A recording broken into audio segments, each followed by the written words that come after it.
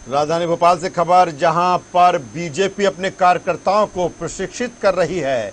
कल जिस तरह से प्रशिक्षण की शुरुआत हुई, प्रशिक्षित और समर्पित कार्यकर्ता बनाने में जुटी है मध्य प्रदेश बीजेपी। निकाय चुनाव के मद्देनजर प्रशिक्षण शिविर लगाया गया है और पार्टी इसको काफ़ी अहम मान रही है। प्रशिक्षण के दौरान हारे नेताओं ने की है शिकायत, भीतरघातियों को बताया अपनी हार की वजह।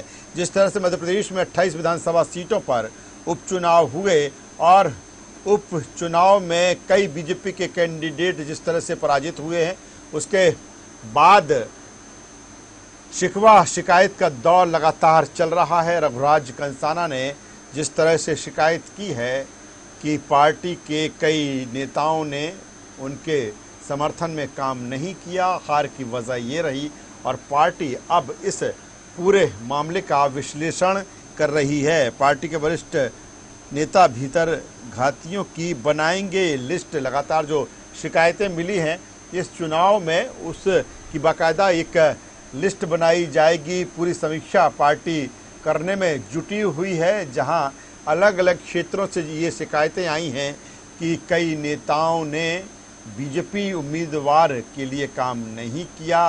कुछ ऐसे हैं जो घर से नहीं निकले और बीजेपी अब कहीं न कहीं ऐसे नेताओं पर शिकंजा कसने की तैयारी में है।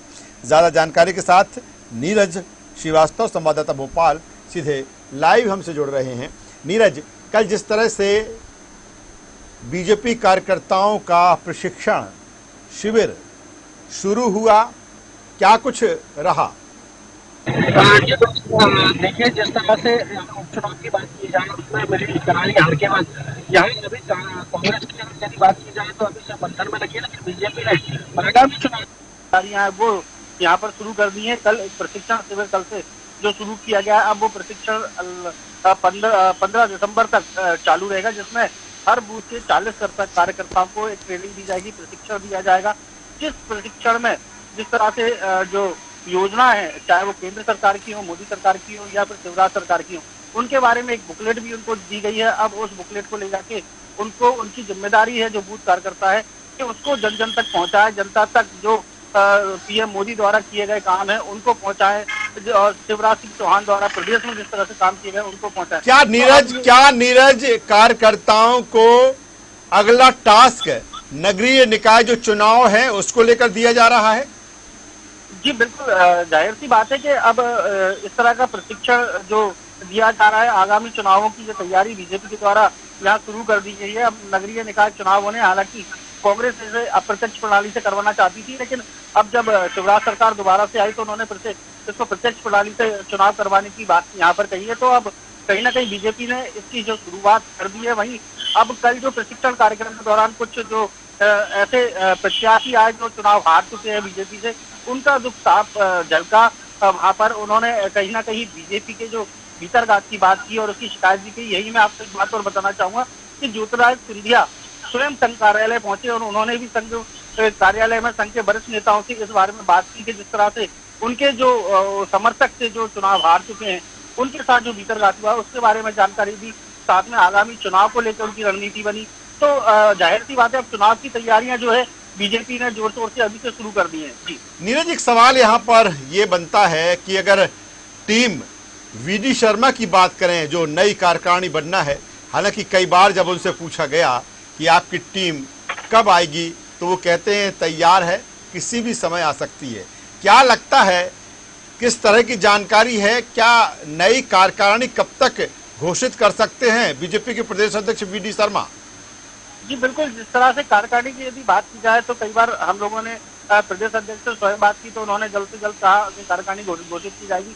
वहीं यदि अभी सहकारिता मंत्री अरविंद भदौरिया का भी साफ तौर से ये कहना था कि कुछ दिन के अंदर कार्यकारिणी घोषित हो जाएगी। लेकिन एक बात यहाँ पर जरूर मुख्य रहेगी कि अगली जो कार्यकारिणी बनेगी उसमें युवाओं को मौका दिया जाएगा, क्योंकि प्रदेश अध्यक्ष जो वीडी शर्मा है वो कहीं ना कहीं अखिल भारतीय विद्यार्थी परिषद से जुड़े रहे हैं और उनका युवाओं में एक अच्छा नेतृत्व, खासा नेतृत्व युवाओं का करते हैं। तो कहीं ना कहीं युवाओं को इस कार्यकारिणी में मौका मिलने की ज्यादा उम्मीदें जताई जा रही है। बीजेपी दफ्तर में तमाम सारे नेता जुटे थे। केंद्रीय मंत्री नरेंद्र सिंह तोमर भी वहां पर पहुंचे थे। फग्गन सिंह कुलस्ते की हम बात करें, क्या लगता है किस तरह की खबर है मंत्रिमंडल विस्तार को लेकर? हालांकि वो मुख्यमंत्री शिवराज सिंह चौहान का विशेषाधिकार है, लेकिन क्या कुछ संभावना है मंत्रिमंडल विस्तार को लेकर, कब तक?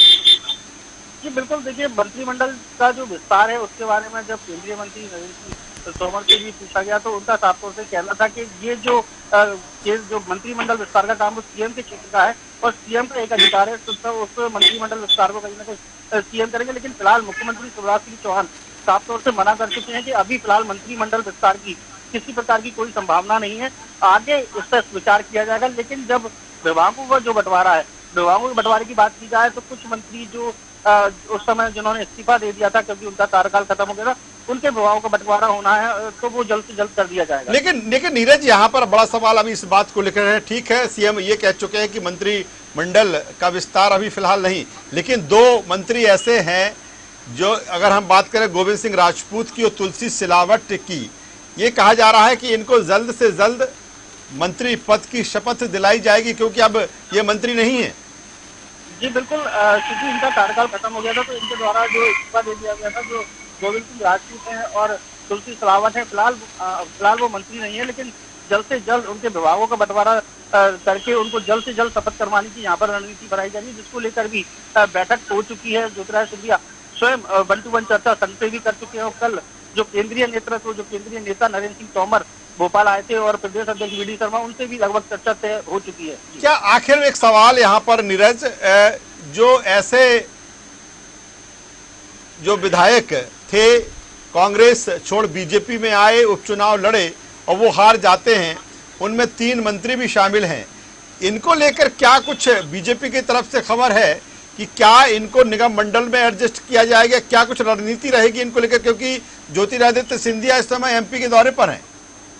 जी बिल्कुल, जिस तरह से सिंधिया के जो मंत्री जिनको हार का मुंह देखना पड़ा है, उनके लिए अब वो जो है बीजेपी के लिए एक बड़ा सवाल बनने के उनको कहाँ एडजस्ट किया जाए, किस तरह से एडजस्ट किया जाए। हालांकि इमरती देवी की बात की जाए तो अभी तक उन्होंने इस्तीफा नहीं दिया है, बाकी सभी लोग अपना इस्तीफा दे चुके हैं, लेकिन अब देखने वाली बात होगी कि इनको किन निगम मंडलों में एडजस्ट किया जाता है, किस तरह से सरकार इनको एडजस्ट करती है। जी चलिए नीरज, बहुत शुक्रिया, नज़र बनाए रखिए इन तमाम खबरों पर। लगातार जिस तरह से बीजेपी दफ्तर में प्रशिक्षण शिविर लगाया गया है, कार्यकर्ताओं को प्रशिक्षित किया जा रहा है, साथ ही वो नेता और कार्यकर्ता जो कांग्रेस छोड़ बीजेपी में आए हैं, और ऐसे में ये शिविर महत्वपूर्ण हो जाता है कि उनको बीजेपी की रीति नीति विचारधारा से अवगत कराया जाए और आगे का जो एजेंडा है पार्टी का, सामने